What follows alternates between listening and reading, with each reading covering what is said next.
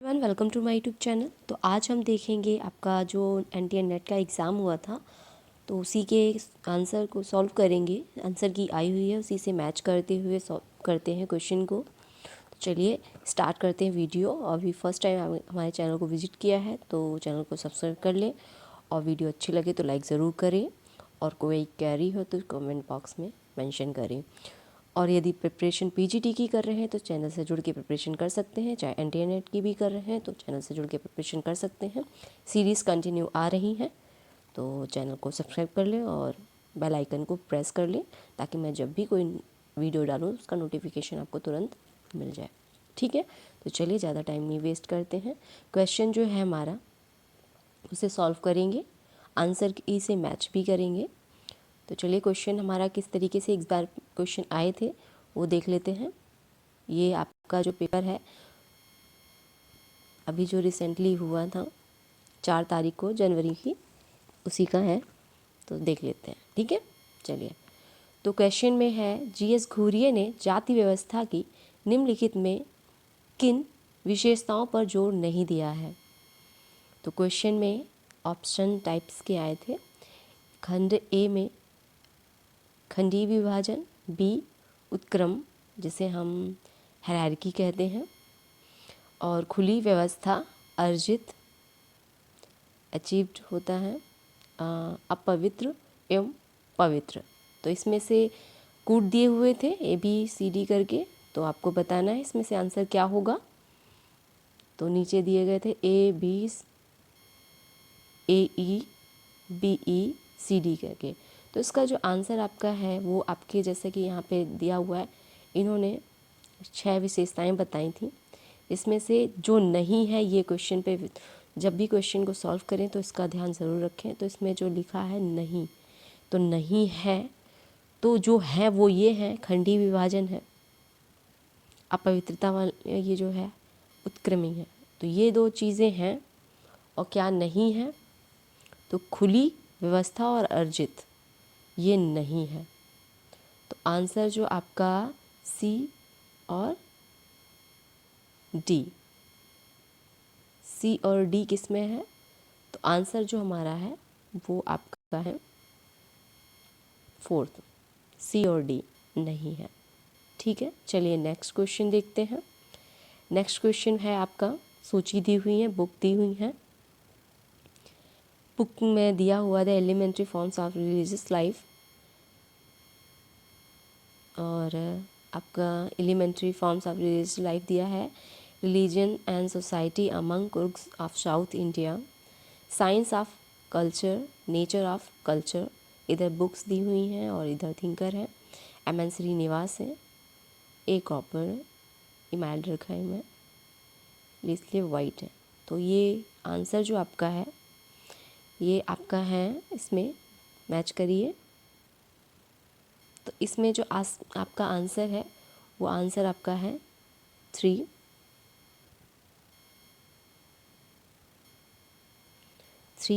Three के according जो answer आपका होगा तो ये आपका जो है दुर्खीम का elementary forms of religious life है, ये पहले क्वेश्चन है, इसी से हमारा जो क्वेश्चन का मैचिंग हो जाता है। ठीक है, तो यदि आप पूरा क्वेश्चन को करेंगे तो इस तरीके से है आपका पहले का elementary forms of religious life जिसमें आपका दुर्खी मैच करेंगे, और बी आपका रहेगा religion and society among Coorg, तो ये आपका एम.एन. श्रीनिवास जी का है। द साइंस ऑफ कल्चर ये आपका जो दिया हुआ है वो दिया हुआ लेस्ले वाइट के द्वारा, और द नेचर ऑफ कल्चर ये दिया हुआ है आपका क्रोबर के द्वारा। ठीक है, चलिए नेक्स्ट क्वेश्चन देखते हैं। नरजातीय समाज ने नरजातीय एकीकरण के कौन से 3 प्राथमिक प्रतिमानों को अपनाया है। तो इसे क्वेश्चन में आपके ऑप्शन दिए हुए हैं। अब बिल्कुल पैटर्न चेंज हो गया है। ठीक है, पहले क्वेश्चन डायरेक्ट आते थे, तो अब डायरेक्ट क्वेश्चन मोस्टली नहीं आ रहे हैं, सभी ऑप्शन टाइप के क्वेश्चन हैं जिसमें आपका ऑप्शन भी दिए हैं, विकल्प दिए हैं, तो आपको उसी तरीके से हायरार्की टाइप का सेट करके इसमें रखना है। तो इसमें कौन सा आंसर राइट होगा आपका, पर संस्कृति ग्रहण, आत्मसात्करण, सलाद कटोरी प्रारूप, सलाद जो बाउल मॉडल है वो, या घड़ियाँ मेंटल पार्ट। आपका संस्कृति बहुलवाद, तो इसमें जो आंसर आपका जो राइट है आपका वो आपका है D, B D E, B और डी और ई। तो आत्मसात्करण है और मेंटल पॉट है, मेल्टिंग पॉट है, गरिया जिसे बोलते हैं, और आपका ई सांस्कृतिक बहुलवाद। तो ये चीज़ें हैं जो निर्जाति समाज ने निर्जाति एकीकरण के 3 जो प्राथमिक प्रतिमानों को अपनाया है। ठीक है, नेक्स्ट क्वेश्चन है, देखते हैं। नेक्स्ट क्वेश्चन इवान इलिच का है। इवान इलिच ने जो विद्यालयों ने निम्नलिखित 4 मूल प्रकार विकसित किए हैं, वो कौन से हैं? तो इसमें भी देखिए ऑप्शन टाइप के आए हैं, जिसमें आपको ऑप्शन दिए हैं और आपको ये भी करके सीक्वेंस में बताना है। तो क्वेश्चन में जो आपका दिया हुआ है, अभिभावकीय परिचर्या का प्रावधान, वृत्तिक भूमिकाओं के तहत लोगों का वितरण, प्रभुत्व मूल्यों का अधिगम, समानता को बढ़ावा और वैयक्तिक सृजनता का विकास, सामाजिक रूप से स्वीकृत कौशल और ज्ञान का अर्जन। तो इसमें जो आपका आंसर राइट होगा वो होगा आपका सेकंड, ए बी सी और ई। डी नहीं होगा, समानता को बढ़ावा और वैयक्तिक सृजनात्मकता का विकास, ये नहीं होगा। बाकी आपके आंसर जो हैं वो राइट है। ठीक है, A B C E. Next question देखते हैं। इसमें आपके थिंकर और कॉन्सेप्ट दिए हुए हैं, तो इसी इंग्लिश में भी और हिंदी में दोनों में देख सकते हैं। तो देखिए, चिंतक दिए हुए हैं, अवधारणा दिए हुए हैं। रॉबर्ट मिशेल हैं, स्टीवन लुकस हैं, एंथनी गिडिंग्स हैं, माइकल फुको हैं। और आपका अवधारणा दी हुई है प्रमुख एक रूप में शक्ति की निर्भरता तथा प्रभुत्व के स्वरूप, अल्पतंत्र का बड़ा कानून, मानव अभिकरण एजेंसी के रूप में शक्ति। तो इसमें आंसर जो आपका राइट है वो आप देखिए। तो इसमें जो आपका आंसर राइट है ये है आपका आंसर थर्ड। इसमें जो आंसर आपका है वो थर्ड राइट है। ठीक है, तो इसमें हम मैच कर लेते हैं। तो मैच ऐसे करेंगे, जो आपका ए आंसर है इसमें आपका थर्ड जाएगा, अल्पतंत्र का बड़ा कानून, रॉबर्ट मिशेल का है। सेकंड आपका है स्टीवन लुकस का है, प्रमुख एक रूप में शक्ति, एंथनी गिडिंग्स का है आपका। एंथनी गिडिंग्स कहते हैं शक्ति की निर्भरता प्रभुत्व के स्वरूप। और मिशेल फूको का है, मिशेल फूको इनका है पहला। मैच कर लेते हैं फिर से। देखिए आपका थर्ड जो है ए अल्पतंत्र का बड़ा कानून, ये आपका मिशेल का है। स्टीवन लुकेश का है आपका मानवीय अभिकरण एजेंसी के रूप में। और सी का जो है एंथनी गिडिंग्स का है शक्ति की निर्भरता तथा प्रभुत्व के रूप में। और माइकल फूको का है एक प्रमुख रूप में एक शक्ति। ठीक है, तो इस तरीके से आंसर जो आपका राइट हो जाएगा वो थर्ड हो जाएगा। ठीक है, यहाँ पे देखिए। ठीक है, तो यहाँ पे हम मैच कर लेते हैं, यहाँ इजीली मैच हो जाएगा। तो रॉबर्ट मिकेल्स, स्टीवन लॉक और एंथनी गिडिंग्स, माइकल फुको का क्या है, पावर एज अ डिपेंडेंसी है डोमिनेशन, किसका है,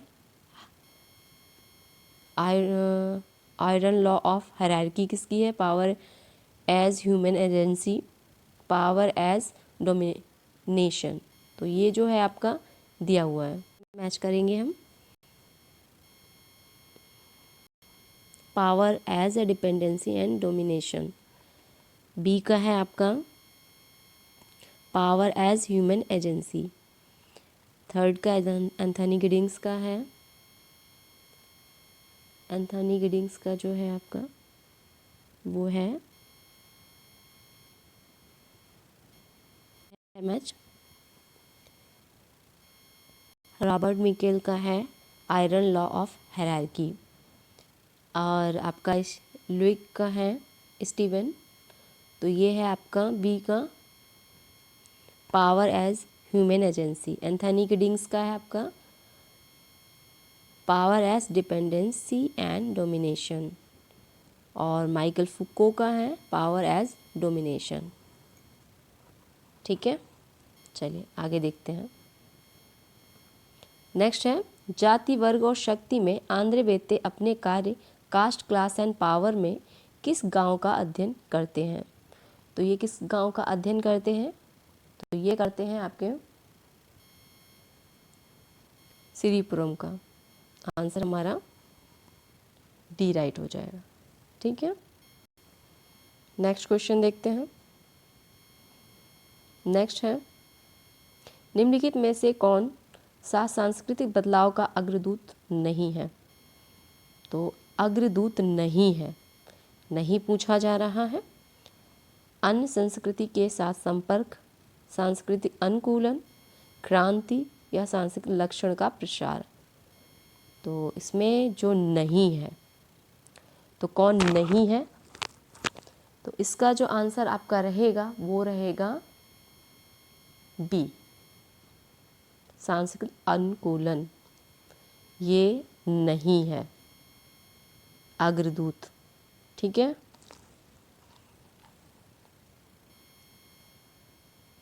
चलिए नेक्स्ट क्वेश्चन देखते हैं। नेक्स्ट क्वेश्चन है पीपा नोरिस के अनुसार अंकीय विभाजन डिजिटल डिवाइड में 3 कौन से भिन्न पहलू हैं? तो ऑप्शन दिए हुए हैं वैश्विक विभाजन, स्थानीय विभाजन, सामाजिक विभाजन, लोकतांत्रिक विभाजन, आर्थिक विभाजन। ऑप्शन के अकॉर्डिंग क्वेश्चन के आंसर को आपको देना है। तो इसमें जो आंसर है आपका वो है बी। आंसर हमारा बी राइट है। ए और सी, ए सी डी जो ऑप्शन है वो राइट है। ए वैश्विक विभाजन, सामाजिक विभाजन और लोकतांत्रिक विभाजन। आर्थिक विभाजन नहीं है और आपका स्थानीय विभाजन नहीं है। ठीक है, चलिए नेक्स्ट क्वेश्चन देखते हैं। बुक और ऑथर दिए हुए हैं social change, sociology of economics life, the family, social stratification, the forms of functions of inequality. The thinker दिए हुए हैं स्मेल्सर, गुडे, मोरे और ट्यूमेन। तो इसमें जो आंसर है आपका मैच करिए। तो इसमें जो आपका आंसर जो राइट होगा वो है आपका सेकंड। आंसर हमारा सेकंड राइट होगा। ठीक है, इसमें मैच कर लेते हैं। थर्ड है हमारा, तो आपका जो है सोशल चेंज। सोशल चेंज जो बुक लिखी है आपकी वो लिखी है डेविस एंड मोर, विल्बर्ट ई मोर ने आपका। और सोशियोलॉजी ऑफ इकोनॉमिक लाइफ ये लिखी हुई है आपकी स्मेल्सर ने। फैमिली लिखी हुई है द फैमिली, ये लिखी है आपकी विलियम जे गुड्डे ने। और social stratification, forms of function in inequality, ये लिखी है आपकी ट्यूमेन ने। किसने? ट्यूमेन ने। ठीक है, चलिए नेक्स्ट क्वेश्चन देखते हैं। नेक्स्ट क्वेश्चन है आपका, नेक्स्ट क्वेश्चन है निम्नलिखित में से कौन सी दो गैसें वैश्विक तापमान में वृद्धि ग्लोबल वार्मिंग के लिए उत्तरदायी हैं? तो ये जो आपकी ग्लोबल वार्मिंग है इसके लिए उत्तरदायी हैं वो है आपकी, आंसर हमारा है nitrous oxide, carbon dioxide, methane, chlorofluorocarbon. इनमें से कौन सा आंसर राइट होगा? तो वो है आपका जो आंसर डी, ए और डी। तो आंसर हमारा है डी, बी और डी। देख लेते हैं बी और डी में क्या है, कार्बन डाइऑक्साइड और क्लोरोफ्लोरोकार्बन, ये हैं उत्तरदायी ग्लोबल वार्मिंग के। चलिए नेक्स्ट क्वेश्चन देखते हैं। अगर खाली ज़मीन पर बेघर लोग रहते हैं तो इसमें क्या गलत है या किसने कहा है? तो ये जो कहा है आपका, वो कहा है आपका, आंसर हमारा है बी, न्यूरवर्थ। किसने कहा है? आर न्यूवर्थ ने कहा है। आंसर हमारा बी राइट हो जाएगा। नेक्स्ट है, उद्योग में नवीन विचारों के अनुसार मानव कार्य को क्या माना जाता है? तो क्या माना जाता है उद्योग में नवीन विचारों के अनुसार मानव कार्य को? ऑप्शन दिए हैं, ए और बी दोनों सही हैं। पूर्ण तरह आर्थिक गतिविधि के रूप में नहीं है, उपयुक्त में से कोई नहीं है। तो ये आपका जो है इसमें आपको बताना है आगे, यह श्रमिक केवल वेतन के लिए कार्य ना करे। तो ये कोटेशन दी हुई है कि उद्योग में नवीन विचारों के अनुसार मानव कार्य को क्या माना जाता है? तो क्या माना जाता है? पूर्ण तरह आर्थिक गतिविधियों के रूप में नहीं, या उसमें से उपयुक्त में से कोई नहीं, या श्रमिक केवल वेतन के लिए कार्य ना करे। तो इसका जो आपका आंसर है वो आपका है थर्ड। थर्ड मतलब इनमें से कोई नहीं। ठीक है, थर्ड 1, 2 and 3 and 4 थर्ड का। ठीक है, इनमें से कोई नहीं। नेक्स्ट क्वेश्चन देखते हैं। नेक्स्ट थिंकर दिए हुए वर्क दिए हुए उनके, राधा कमल मुखर्जी का है, जी.एस. घुरिये जी हैं, बी.आर. अम्बेडकर हैं, एम.एन. श्रीनिवास हैं। बुद्धा एंड कार्ल मार्क्स, ये किसका है? Village caste gender and method, land problem of India, social tension in India. ये एग्ज़ाम में पिछली बार भी क्वेश्चन आया हुआ था इन बुक्स से रिलेटेड, तो मैच करिए। तो इसका आंसर जो आपका राइट होगा वो है, तो इसका आंसर जो राइट होगा आपका थर्ड होगा। थर्ड्स के अकॉर्डिंग जो हमारा आंसर राइट होगा, चलिए मैच करते हैं।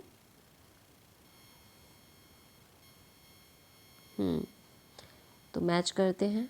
राधा कमल मुखर्जी की क्या कौन सी बुक है?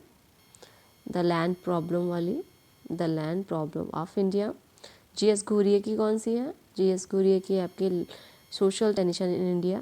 अम्बेडकर जी की है बुद्धा एंड कार्ल मार्क्स, और एम.एन. श्रीनिवास की है village caste gender and method. ठीक है, चलिए आगे क्वेश्चन देखते हैं। आगे जो हमारा क्वेश्चन है वो है आपका,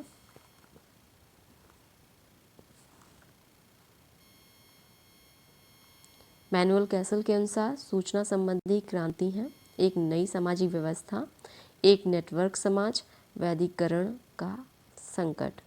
वैदिकरण का संकट नहीं है, बाकी ये दो क्वेश्चन जो ऑप्शन है में है नई व्यवस्था सामाजिक और नेटवर्क समाज, ये दिया हुआ है। तो इसका आंसर जो आपका राइट हो जाएगा वो है आपका ए और बी दोनों, आंसर ए राइट है। ठीक है, चलिए नेक्स्ट क्वेश्चन देखते हैं।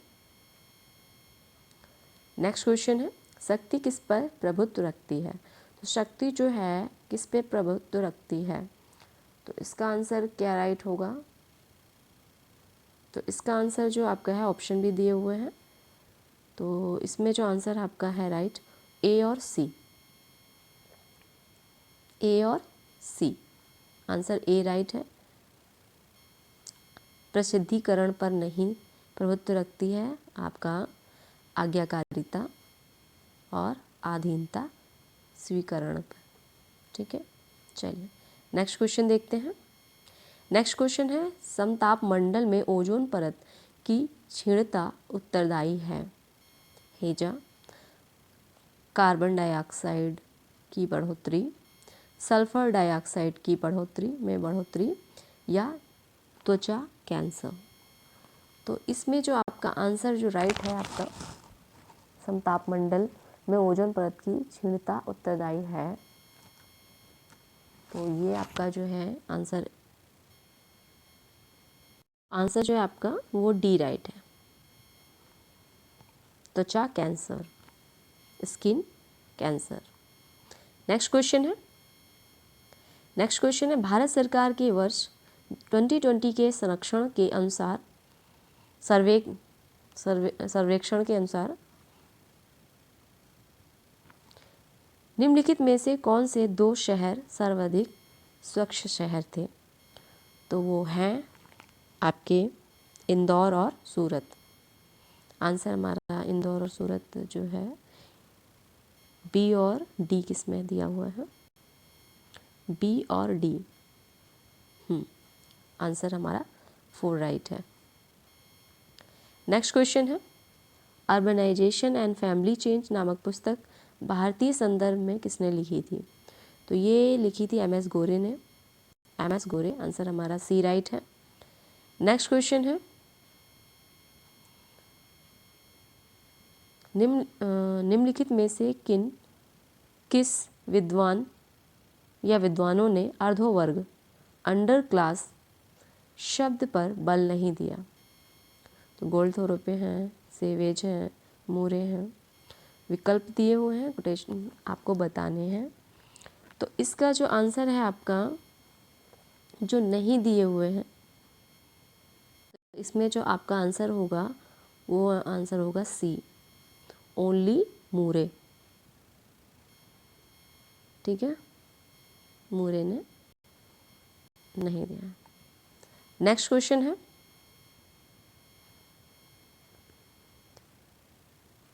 एल्टन म्यो के अनुसार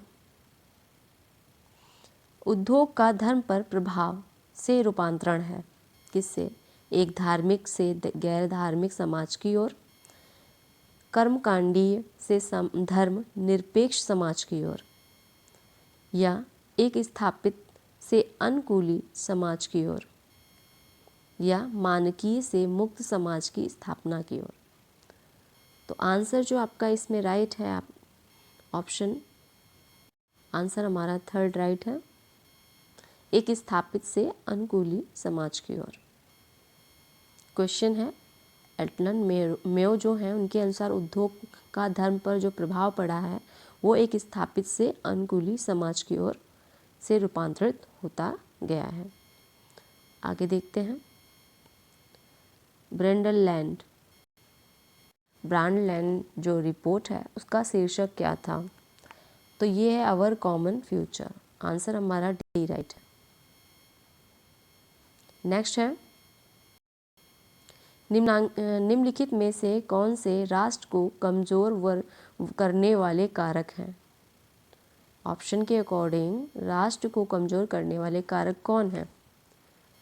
तो कूट दिए हुए हैं, राष्ट्रोत्तर सदस्यता का उत्थान, अंतर्राष्ट्रीय निगमों का बढ़ता महत्व, प्रथम राष्ट्रों के अधिकारों में घटती राजनीतिक अभिरुचि, या सुपरनेशनल संस्थाओं की बढ़ती शक्ति, शासन की सुगम प्रक्रिया।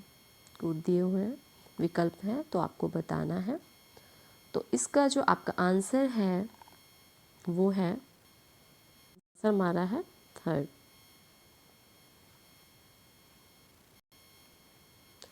बी, डी और ई।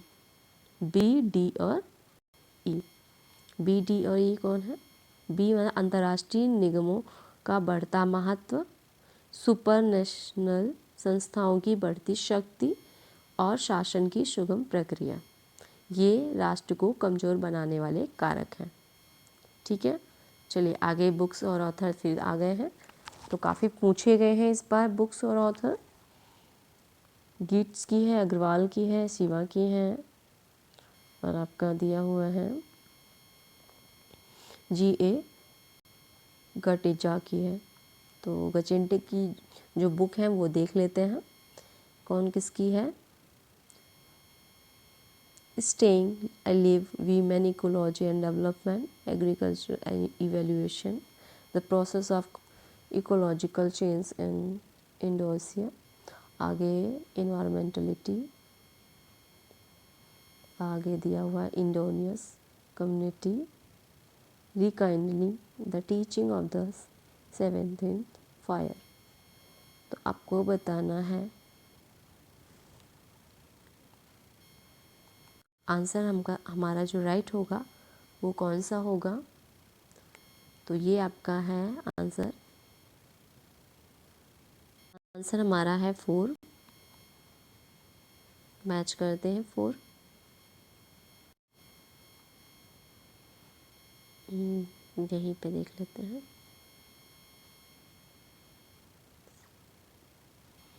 तो ये आपका जो है गिट्स की है, indigenous community regarding the teaching of the savage fire. Next आपके अग्रवाल जी हैं, इनकी जो बुक है ये है एनवायरमेंटलिटी।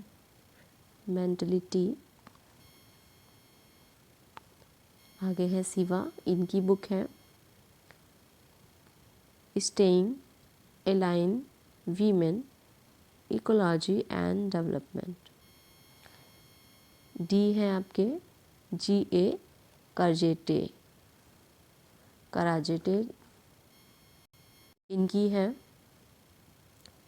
Staying align women ecology and development. ठीक है, तो काफ़ी न्यू बुक है ये और न्यू थिंकर है।